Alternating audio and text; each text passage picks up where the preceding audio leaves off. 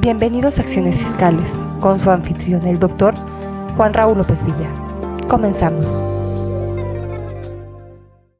Hola, ¿qué tal? ¿Cómo están? Muy buenas tardes. Bienvenidos a una emisión más de su programa. Gracias por acompañarnos. Y efectivamente, el día de hoy vamos a continuar hablando de un tema que parece inagotable, un tema que se antoja muy amplio y muy complejo a la vez y al cual le hemos dedicado las últimas sesiones en estos programas a hablar precisamente del tema de razón de negocios. Un tema que, como lo hemos comentado en anteriores ocasiones,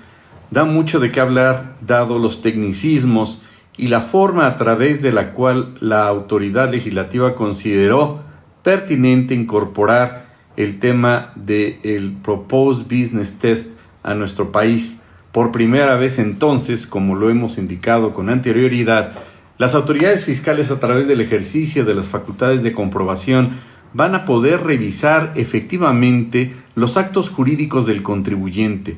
algo que anteriormente pues no estábamos acostumbrados a ver, y con este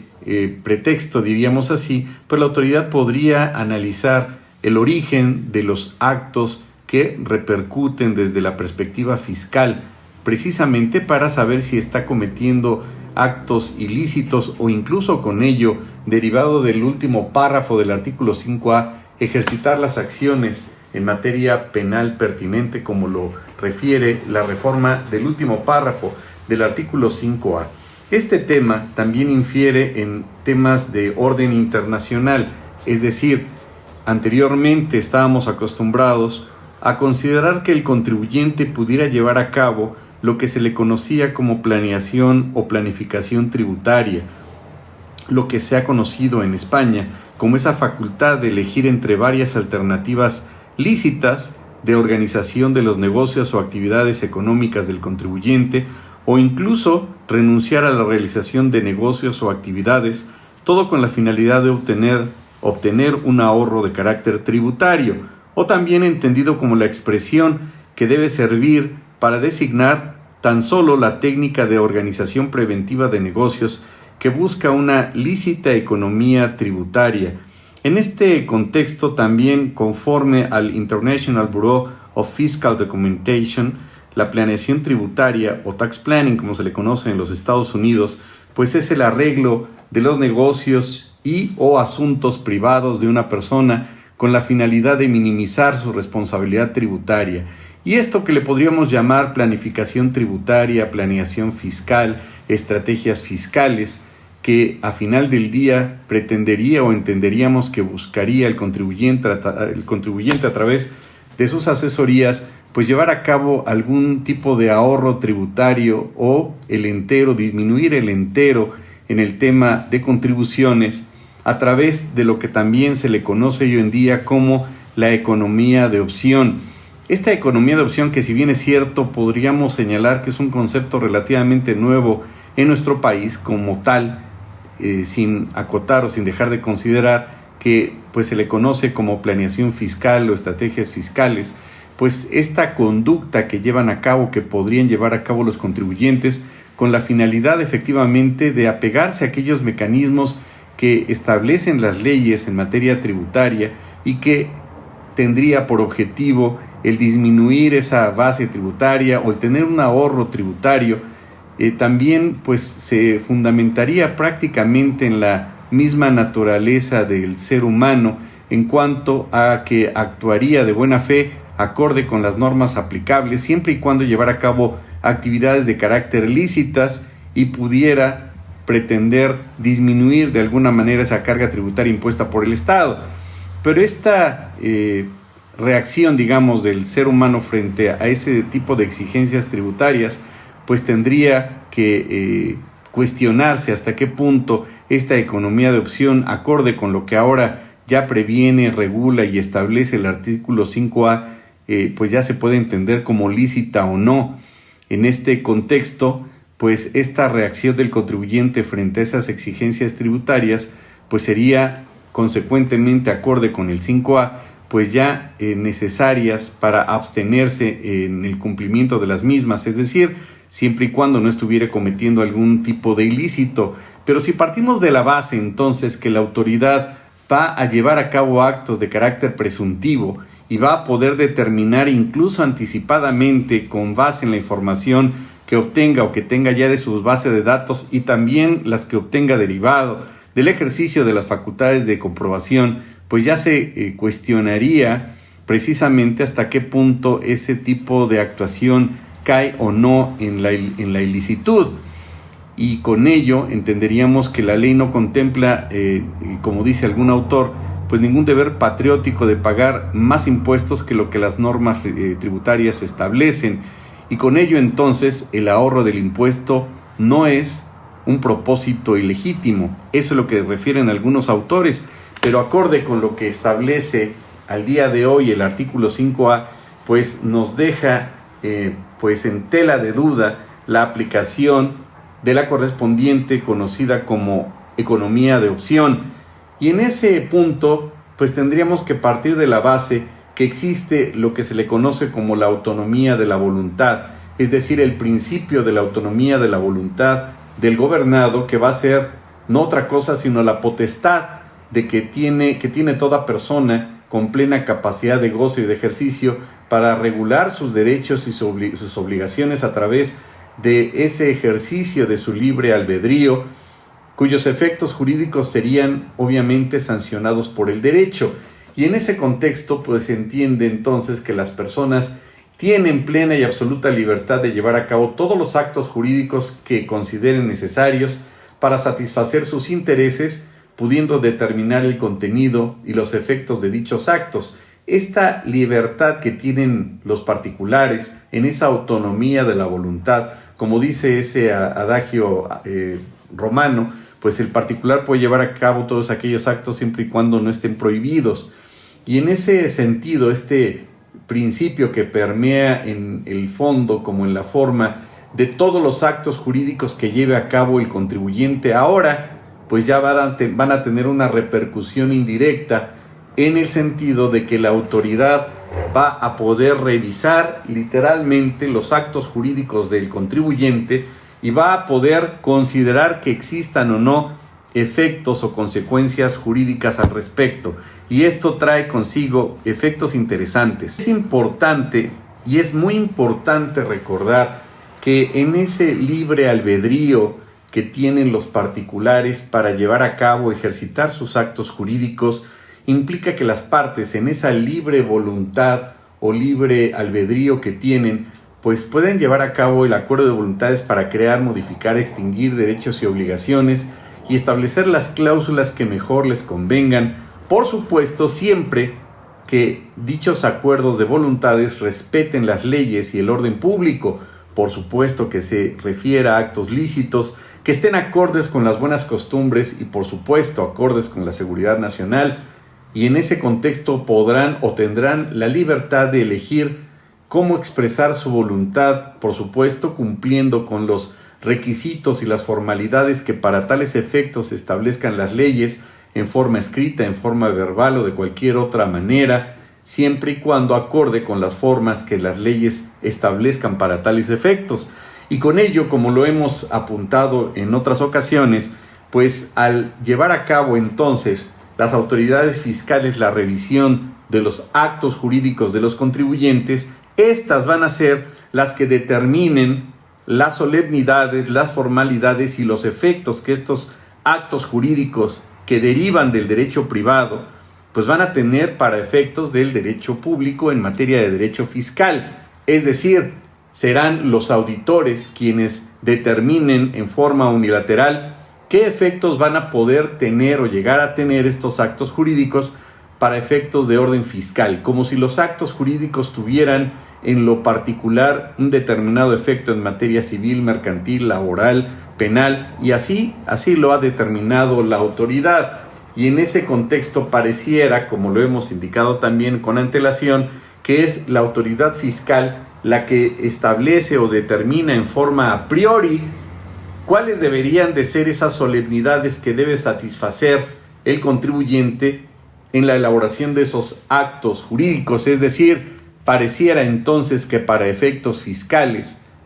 los contribuyentes auditados tienen que demostrar la existencia de los actos jurídicos siempre y cuando estos cumplan con las solemnidades que para efectos de derecho privado establezca el derecho fiscal. Aunque parezca un juego de palabras, pues parece que entonces esa autonomía de la voluntad, que es el principio fundamental de los órdenes del orden jurídico en materia de derecho privado, pues va a prevalecer, pues no el derecho privado, sino las solemnidades que para esos efectos considere pertinente la autoridad debe revestir un acto jurídico.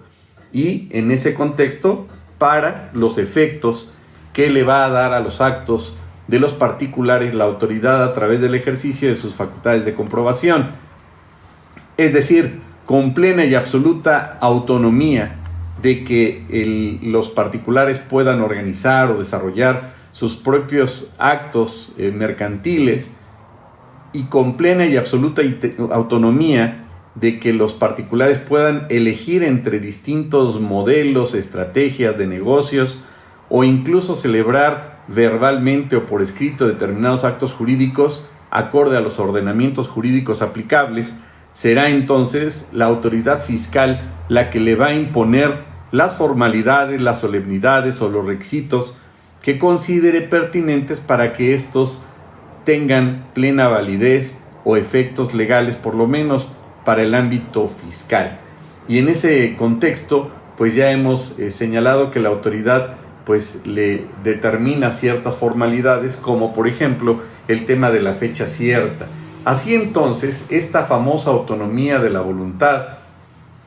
que ahora va a traspolarse para efectos fiscales, para efectos tributarios, pues es en donde encuadra en forma exacta, como pieza de rompecabezas que quedaba pendiente de embonar en este rompecabezas fiscal, pues vendría siendo la economía de opción.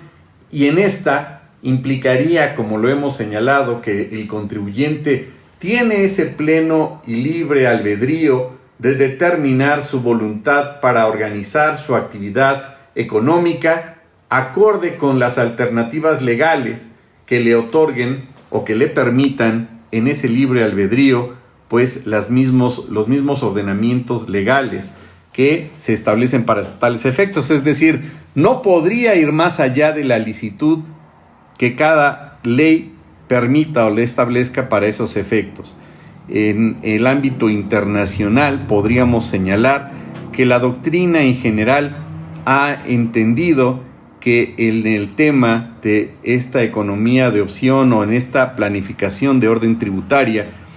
pues constituye una conducta plenamente ilícita y no sería susceptible de reproche o incluso de sanción alguna, siempre que la misma no sea más que la concreción de esa garantía consagrada en la misma Constitución en nuestro país, por supuesto, de que no se esté llevando a cabo, pues se esté llevando a cabo el libre ejercicio de una actividad profesional, por supuesto, pero que no implicaría o que no implique, por supuesto, la afectación de actos que incurra en un tipo de ilicitud para tales efectos. Y en ese sentido, pues cualquier persona tiene derecho de llevar a cabo o desarrollar su actividad económica, siempre y cuando pues no vaya en contra de las buenas costumbres, del orden público, de la seguridad nacional, y que se respeten las normas jurídicas aplicables para cada caso. Y en ese contexto, pues debemos entender que esa licitud en la planificación de orden tributaria, pues implica precisamente pues que el contribuyente no vaya más allá de llevar a cabo actos que puedan implicar una simulación, una serie de estrategias o de artilugios jurídicos que con ello fueran indispensables o no, se hayan llevado a cabo con la única opción o intencionalidad del contribuyente de manifestar, de acrecentar un beneficio fiscal, aun cuando dicho acto jurídico no fuera menester o fuera necesario para la actividad o el desarrollo de su libre actividad económica. De lo contrario, pues podría caer el mismo contribuyente en presuntos actos de evasión, es decir, del hecho imponible que la autoridad pudiera verificar en el ejercicio de sus facultades de comprobación y por tanto la obligación tributaria que ya ha nacido para con el contribuyente pues no cumpla con esos requisitos o no se cumplimente para tales efectos por parte del contribuyente al llevar a cabo ese beneficio de carácter fiscal. Y en ese contexto pues entendemos que en el ámbito fiscal la relación jurídico-tributaria que tiene el contribuyente para con la autoridad pues tiene que apegarse en forma irrestricta a lo que establece la ley y por supuesto los contribuyentes, y esto tiene mucha trascendencia, no podrán modificar la obligación mediante actos de carácter privado, es decir, no podrían saltarse los requisitos o los aspectos legales por aspectos de pactos de orden privado. Y en ese contexto regresaríamos a que el concepto de la economía de opción o de economía de opción,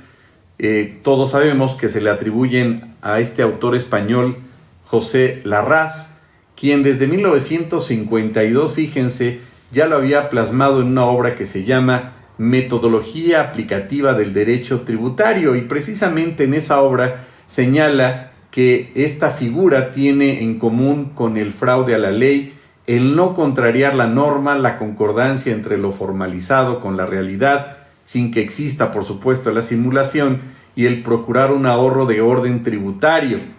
En esencia, ambas figuras divergen, pues la economía de opción no atenta al espíritu de la ley, en tanto que el fraude a la ley sí. Vean cómo existe una pequeña y muy breve línea entre lo que pudiera ser el fraude a la ley o llevar a cabo actos de orden ilícito y por otro lado aquellos actos que divergen en la economía de opción pero que tienen por objetivo el cumplir en forma exacta con los requisitos de ley y no caer en cuestiones de evasión, de defraudación, de simulación, que como nos queda claro en nuestro país en la legislación a partir de 2014 pues ya es un tema en donde la autoridad, ahora cumplimentándolo con el artículo 5A,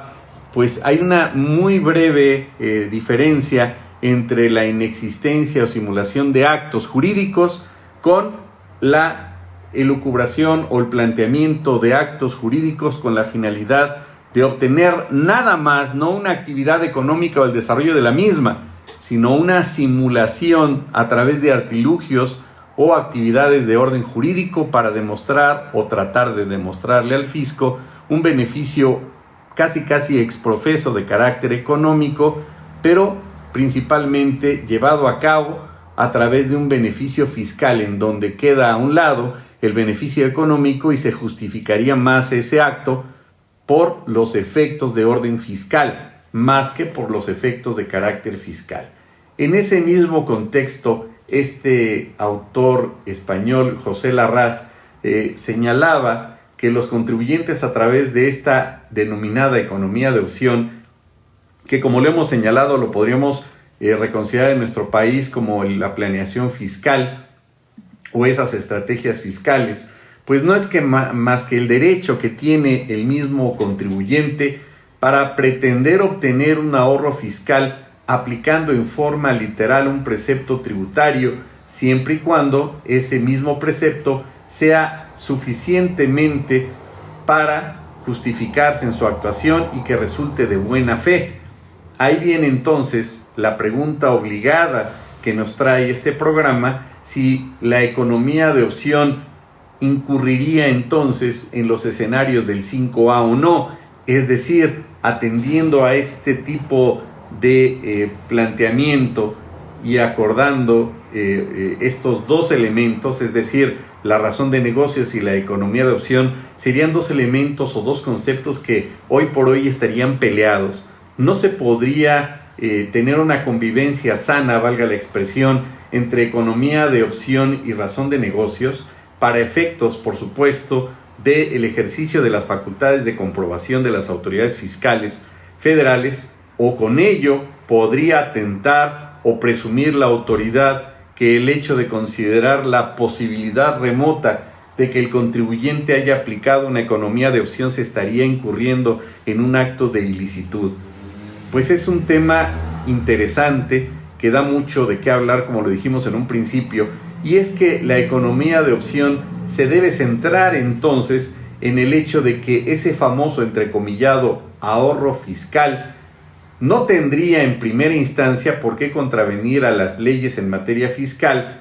y en ese contexto estas leyes fiscales no impondrían del contribuyente pues un comportamiento distinto desde el punto de vista fiscal, y particularmente que esas conductas no serían de carácter prohibitivas o que se optaría por lo más barato, sino más bien serían opciones con las que cuenta desde un principio bajo un ámbito general el contribuyente, y ambas son de orden lícito. Entonces consideramos, y ahí nos adelantamos un poco a este tema, que podría convivir la economía de opción con el tema de razón de negocio sin que implicara una aplicación ilegal o incorrecta o interpretar por parte de la autoridad una actuación ilícita en la aplicación de la norma, siempre y cuando el mismo contribuyente haya aplicado en forma voluntaria, por supuesto, y en forma clara y precisa, pues las opciones que le previene la ley, sin que se pueda incurrir en un acto ilícito o que tuviera por objetivo directo el obtener una ventaja en el beneficio fiscal de los actos jurídicos que incluso injustificadamente pueda llevar a cabo el mismo particular. Y para ello, o para esos efectos,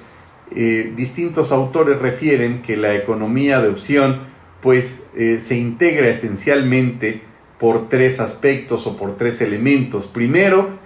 debe la ley establecer o predeterminar la existencia previa de posibilidades de elegir entonces de entre dos o más opciones o alternativas que impliquen una conducta lícita, que sea válida y que sea real. Pero fíjense, al ser real, tendrá entonces que repercutir en la sustancia económica derivada de la sustancia jurídica, y por tanto, salvo su mejor opinión, no estaríamos cayendo en un acto de simulación, o no se estaría cayendo en un acto de llevar a cabo determinados actos jurídicos nada más por el objetivo meramente fiscal, sino por el objetivo económico.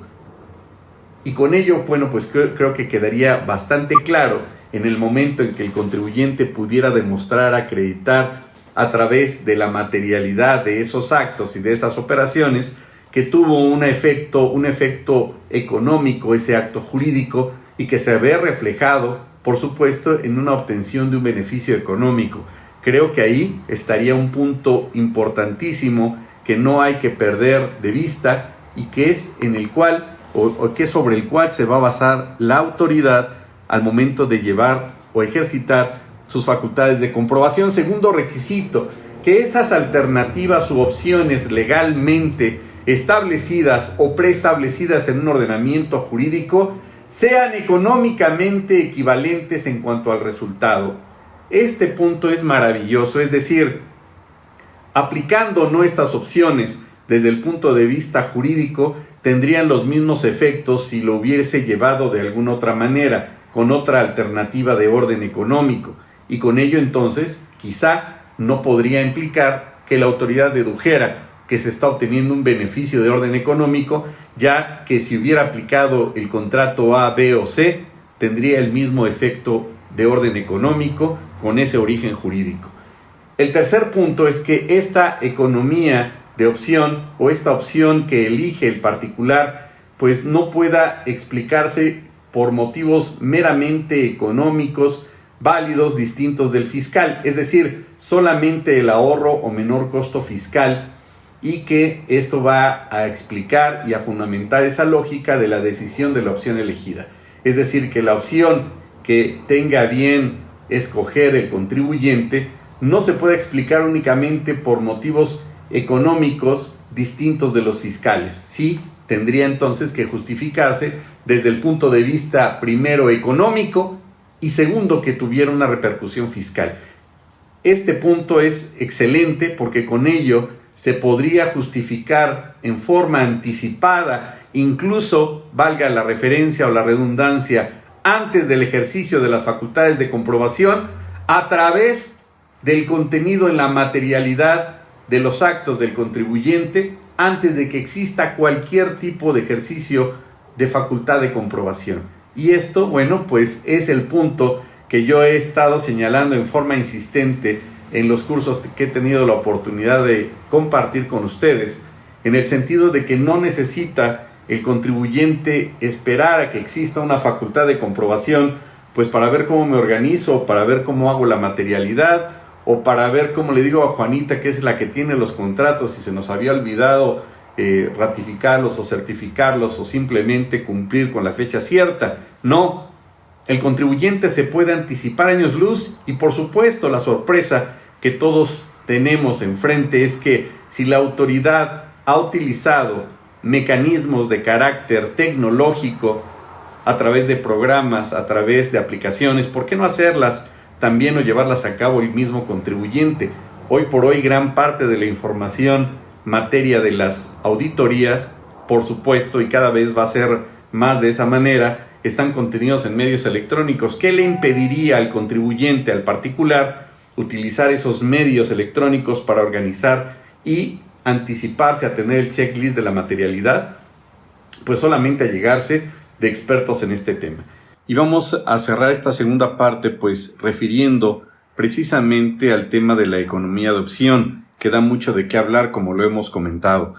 Indicábamos lo que ha dicho o establecido la doctrina respecto de los elementos que debería contener esta famosa economía de opción, con la finalidad de que no rebasara los aspectos limitantes o las limitantes que establece los mismos ordenamientos legales y no cayera el contribuyente al determinar en ese libre albedrío una opción legal que dé a entender en forma concreta que está llevando a cabo actos jurídicos más con la intencionalidad de obtener un beneficio fiscal que atendiendo a las actividades propias de la economía de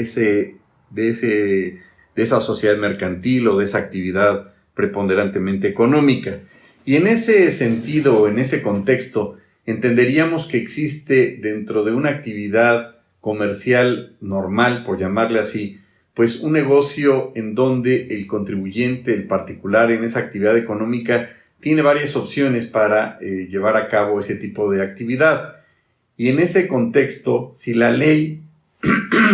establece mecanismos o tratamientos de orden distinto, pues el contribuyente tendría la posibilidad de llevar a cabo un tipo de forma de aplicarlo. Pero en este contexto es factible entender que no podría existir entonces una opción, fíjense, ya bajo una perspectiva meramente fiscal, en donde el contribuyente pueda pagar menos impuestos. Y en este contexto, pues tendría entonces como objetivo no la actividad económica, no llevar a cabo esa actividad normalmente que cumple normalmente, sino su objetivo se desviaría, siendo entonces el eludir el pago de los impuestos, y en ese contexto, bueno, pues no cabría la posibilidad de que el contribuyente diseñe operaciones para tener un tratamiento más benéfico para los intereses de un contribuyente o de otro contribuyente en particular. Es decir, tendrían que apegarse a la normatividad vigente aplicada, y esta sería general, abstracta, impersonal, y con ello, pues una aplicación genérica de ese beneficio, de esa aplicación, fiscal, y no un beneficio en lo particular para disminuir la carga tributaria del contribuyente. Y en ese contexto, entonces, pues, dentro de los conceptos de economía de opción, implica, pues, que estas normas, pues, sean aquellas que se establezcan en las leyes fiscales, que determinen cuáles son los efectos y cuáles son los supuestos para su causación, y que la propia ley fiscal o las propias leyes tributarias establezcan efectivamente, por lo menos en un dado caso, dos fórmulas o dos opciones de carácter jurídico con efectos de carácter económico y con tratamientos, en su caso, de orden impositivo diferente, con la intencionalidad de instrumentar un objetivo práctico o real que el contribuyente lleva a cabo o pretende llevar a cabo. En ese contexto, todavía bajo el esquema de la economía de opción, pues se tendría entonces distintos tipos de opciones que previenen entonces las leyes o las normas jurídicas en forma específica, y en ese contexto entonces, si el contribuyente percibe determinados ingresos, por ejemplo, por materia de arrendamiento, por el otorgamiento del uso o goce temporal de un determinado bien inmueble, sin que importe si se utiliza para su uso habitacional o para su uso comercial, pues este contribuyente tendría obviamente la obligación directa pues de llevar a cabo su declaración y de pagar el impuesto correspondiente, y el mismo gravamen pues tendrían esas particularidades de que se pueden aplicar las deducciones normales o las deducciones correspondientes en materia de arrendamiento. Por tanto, en ese sentido y con la finalidad de llevar a cabo la determinación del impuesto sobre la renta, pues existirían solamente dos formas para conocer el monto a pagar, las cuales se diferenciarían por la forma a través de las cuales se aplicarían las deducciones correspondientes a los ingresos. Y en ese contexto entonces la forma tradicional a través de la cual se llevará a cabo el restarle esos gastos y esos otros conceptos relacionados con el ingreso que se obtenga para llegar a esa base imponible sobre la cual se va a calcular el impuesto, y por la otra pues se tendría la deducción que le llaman ciega para el arrendamiento, que es lo que hace que se considere un porcentaje de los ingresos como gastos y no entrar a detalle en las deducciones. En ese contexto entonces pues entenderíamos que realmente pues la economía de opción estaría muy acotada, muy limitada a las escasas opciones que en su momento y que cada vez va restringiendo más la autoridad en ese contexto, en ese sentido. Como refiere algún otro autor, en el tema de opción de deducciones comunes, pues estaría el impuesto predial, los gastos de mantenimiento, de consumo de agua, los intereses reales pagados por préstamos para pues la construcción o mejoras de los bienes inmuebles, los salarios, las comisiones, los honorarios pagados, las cuotas de seguro social e Infonavit, el importe de primas de seguros que amparan los bienes respectivos, las inversiones en construcciones, incluyendo las mejoras, y las opciones que les llaman algunos autores como deducciones ciegas, pues estaría el impuesto predial, la deducción del 35% de los ingresos brutos por rentas, sin comprobación alguna o considerada como deducción ciega. Pero en ese contexto pues vemos que pues efectivamente se van reduciendo esos campos de aplicación para con el contribuyente, y esta economía de opción pues quizá a largo plazo se vaya convirtiendo más en una posibilidad remota y no justificada de los contribuyentes, y quizá con mayor justificación tratándola de aplicar el contribuyente, pero con un fin, como dijimos, más de carácter fiscal que de carácter económico. Y en ese contexto también esas conductas que lleva a cabo con la finalidad de obtener un ahorro de carácter fiscal que no se encuentren en forma expresa o exprofeso determinadas o reguladas en las leyes fiscales, pues plantearían situaciones que necesariamente tendría que implicar una planificación lícita a cargo del contribuyente, y siempre y cuando, por supuesto, ese negocio jurídico o ese acto jurídico pues no implique una actividad de orden ilícita o un fraude a la ley, ni implique, por supuesto, un tema que por supuesto queda ya encuadrado en el tema del 5A, que sería una simulación en materia de criterios de derecho privado, que tendría más una justificación o legitimación entrecomillado de un beneficio fiscal más que de una justificación de una actividad de un negocio jurídico. En ese contexto, entonces, la economía de opción en forma implícita implica, pues sí, en teoría, el obtener un ahorro o un ahorro de carácter o beneficio de carácter fiscal. Sin embargo, pues podría adecuarse de acuerdo a los tipos de actividades que refieren a lo que establecen las leyes. Un ejemplo que podríamos señalar es el caso de las sociedades de acciones simplificadas, que en la Ley General de Sociedades Mercantiles, en el artículo 260, previene que la sociedad por acción simplificada es aquella que se constituye con una o más personas físicas que solamente están obligadas al pago de sus aportaciones, Y en ese contexto, pues bueno, ¿cuáles serían las implicaciones fiscales? Pues establece que están obligadas al pago de sus aportaciones representadas en acciones y que en ningún caso las personas físicas podrán ser simultáneamente accionistas de otro tipo de sociedad mercantil a que refieren las fracciones primera, séptima del artículo primero de esa ley, y que si su participación en dichas sociedades mercantiles les permite tener el control de la sociedad o de su administración en términos del artículo 2, fracción tercera de la ley del mercado de valores. Y bueno, en términos generales y atendiendo a este tipo de sociedad relativamente nueva de hace algunos años que se adecuó a nuestra ley y que yo diría que más bien fue por presión internacional que por otras situaciones, esa sociedad unipersonal, primero, pues en primera instancia se constituye con una sola persona o con varias personas. Segunda característica, su creación se efectúa a partir de un sistema por internet, por vía electrónica, a través de la misma Secretaría de Economía, y que es la autoridad la que las va a supervisar. Claro que para efecto del registro también se puede registrar o constituir ante notario público, eso no está prohibido. No se requiere el aporte de utilidades para el fondo de reserva. También otra característica, y vean las opciones que tiene derivado de lo que estamos hablando de la economía de opción, es que deberán calificar como micros y pequeñas empresas,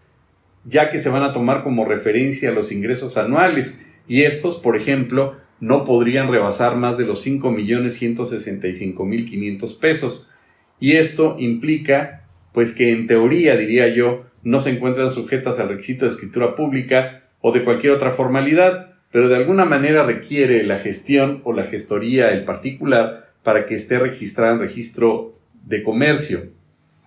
¿Y esto qué implica? Pues que si una sociedad está registrada en registro de comercio, a partir de que esté registrada, surte efectos a terceras personas. Esa parte de que no se requiere notario es efectivamente cierto, pero sí se requiere el auxilio de un tercero para que esta sociedad pueda estar registrada formalmente en el registro público de comercio.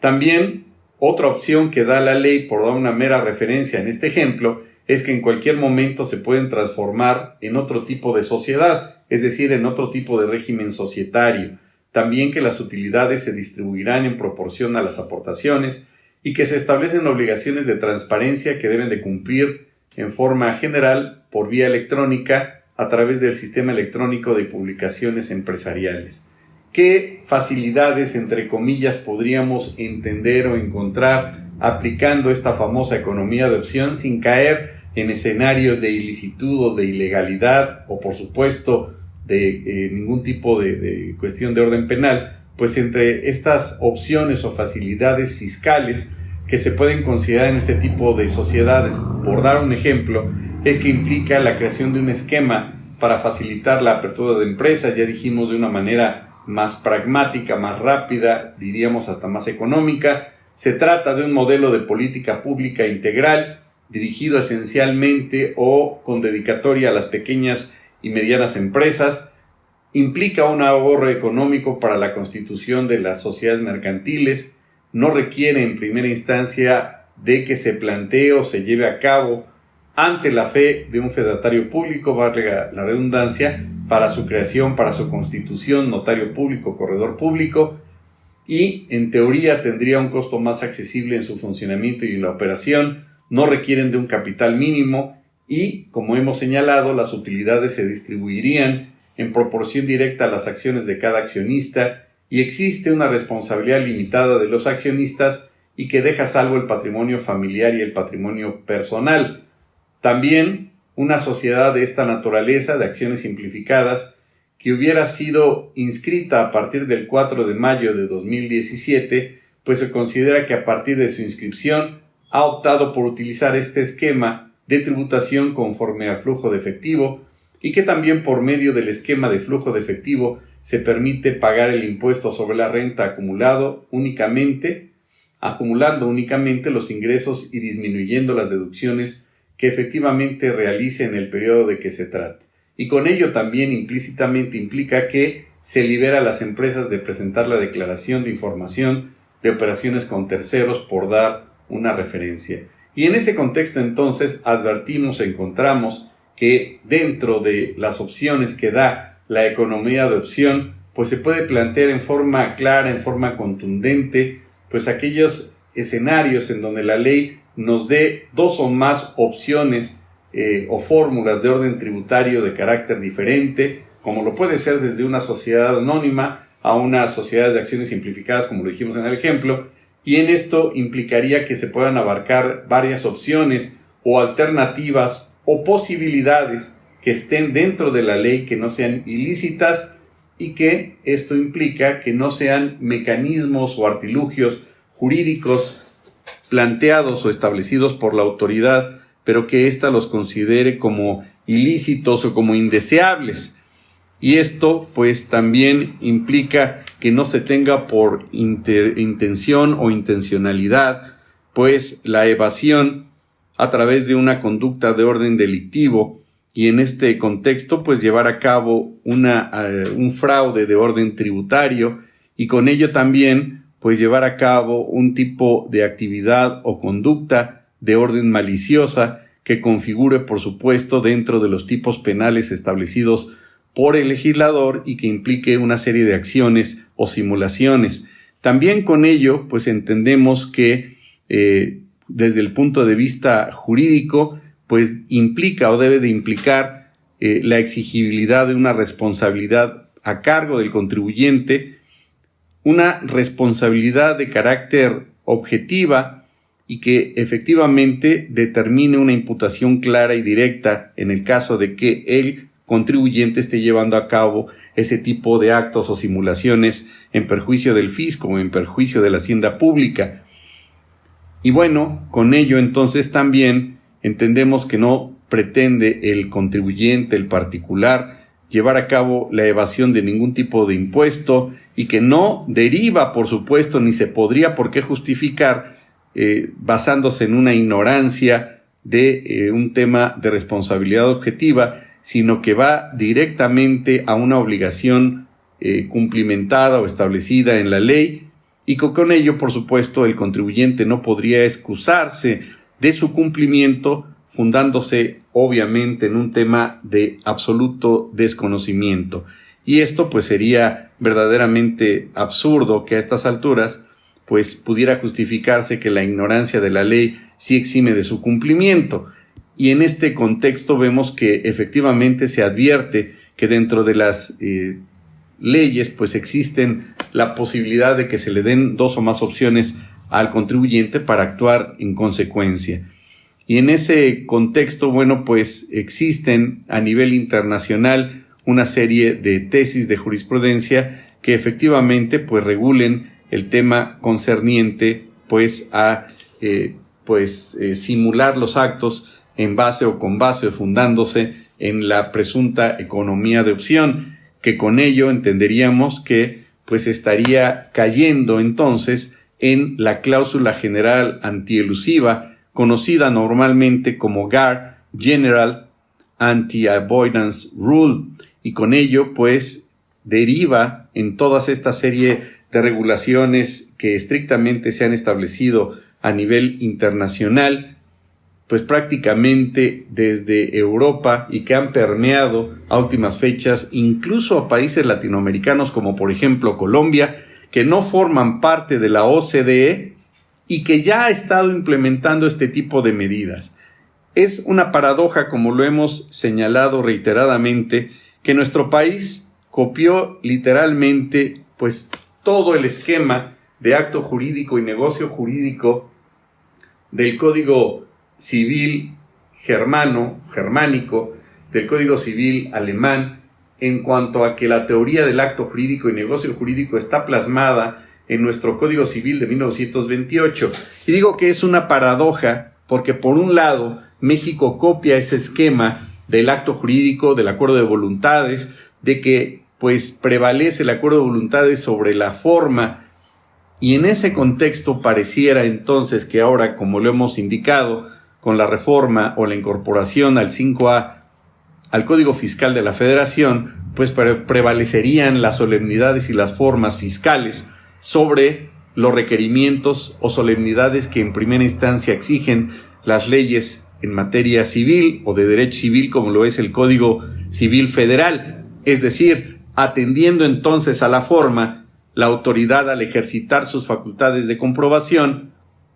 exigiría del contribuyente el cumplimiento de las solemnidades que exigen las leyes fiscales más que las leyes civiles, puesto que éstas van más allá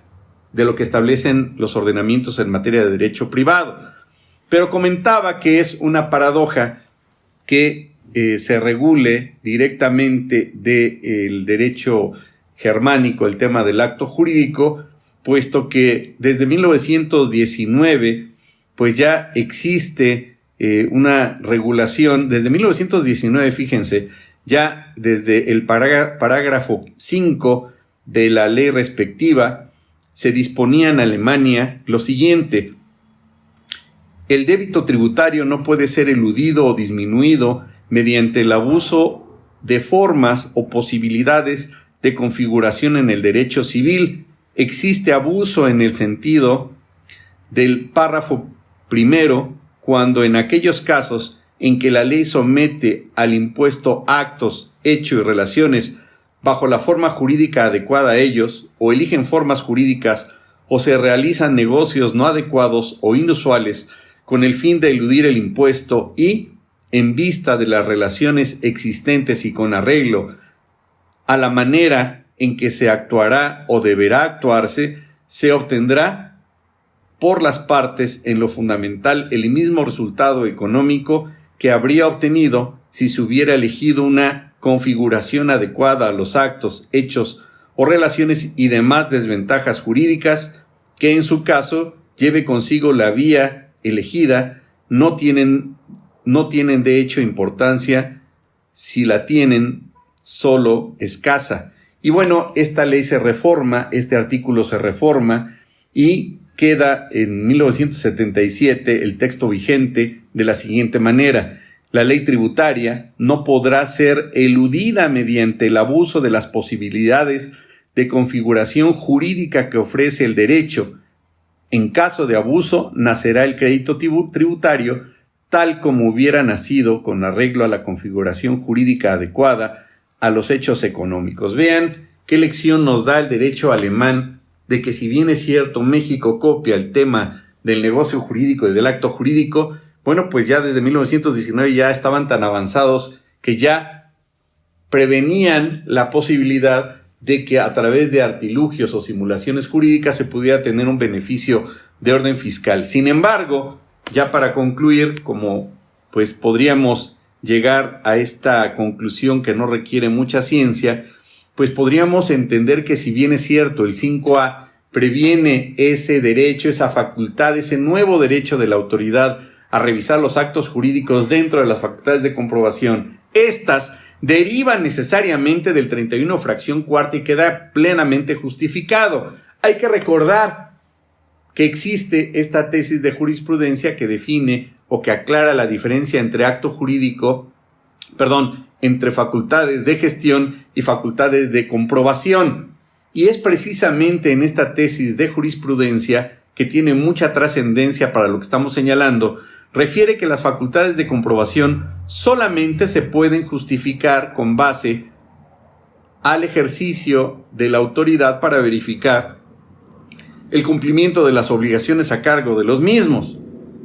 es decir, derivada de la facultad que tiene la autoridad del 31 fracción cuarta. Las autoridades fiscales van a poder verificar el cumplimiento de las obligaciones a cargo de los contribuyentes. Esto nos suena muy bien y muy romántico y muy bonito. Y es el artículo 42 que hemos citado reiteradamente, que en su primer párrafo justifica, y yo diría legitima, el ejercicio de las facultades de comprobación con base en 4 aspectos: para verificar el cumplimiento de obligaciones fiscales, para determinarle créditos fiscales a los contribuyentes, para en su caso darle vista a terceras autoridades, o, finalmente, para poder ejercitar acciones de carácter penal cuando del ejercicio de las facultades de las autoridades fiscales adviertan la comisión presunta de ilícitos o de delitos. Hasta ahí nos queda claro. Fíjense, en esos 4 rubros que refiere, que establece este primer párrafo del 42, no señala en absoluto que la autoridad pueda ejercitar las facultades de comprobación para verificar actos jurídicos del contribuyente. Ojo, quizá, salvo su mejor opinión, lo que debió haber llevado a cabo la autoridad sería entonces, primero, modifico, reformo el artículo 42 en su primer párrafo y le agrego la verificación de los actos jurídicos que impliquen consecuencias fiscales o actos jurídicos que devenguen cuestiones de orden fiscal. Pero hasta en tanto, salvo su mejor opinión, no esté modificado el artículo 42 en su primer párrafo, no podría justificarse el ejercicio de las facultades de comprobación de las autoridades fiscales, puesto que no se encuentra contenido por mandato de ley que la autoridad pueda revisar los actos jurídicos del contribuyente. Lo anterior sería tanto como si la autoridad creara posteriormente otro artículo, el 7 bis o el 69b bis, ter o 4 o no sé cómo le quieran llamar, y pudiera señalar que también a través de las facultades de comprobación podría revisar otro aspecto ajeno al 42, es decir, le podrían colgar milagritos al 42, y esto implicaría entonces una violación directa al principio de certeza jurídica y al principio de seguridad jurídica, porque hasta en tanto no sea modificado el artículo 42 para incorporarle esa nueva facultad de comprobación dirigida o encaminada a la revisión de los actos jurídicos del contribuyente, pues el artículo 5A entonces estaría acéfalo y, considero, violatorio directo del principio de seguridad jurídica y certeza jurídica para con los contribuyentes, y esto, al turnarlo al artículo 1 constitucional, implicaría per se también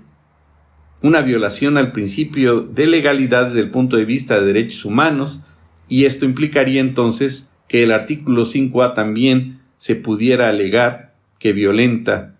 el tema de la convencionalidad y podríamos tildarlo en ese orden de ideas como inconvencional. Muchas gracias por el favor de escucharnos, gracias por estar con nosotros, esperemos que este tema haya sido de su agrado y que con todo gusto nos ponemos a sus órdenes en nuestra página de internet www.juanraullopezvilla.com, en nuestra página El Muro de Facebook y por supuesto en nuestra página www.lopezvilla.com. Muchas gracias por su tiempo, cuídense mucho y por favor no bajen la guardia y síganse cuidando. Que tengan una excelente tarde y una excelente semana. Gracias. Esto fue Acciones Fiscales, con su anfitrión, el Dr. Juan Raúl López Villa. Para más consejos en temas fiscales, no olvide seguirlo en sus redes sociales. Hasta la próxima.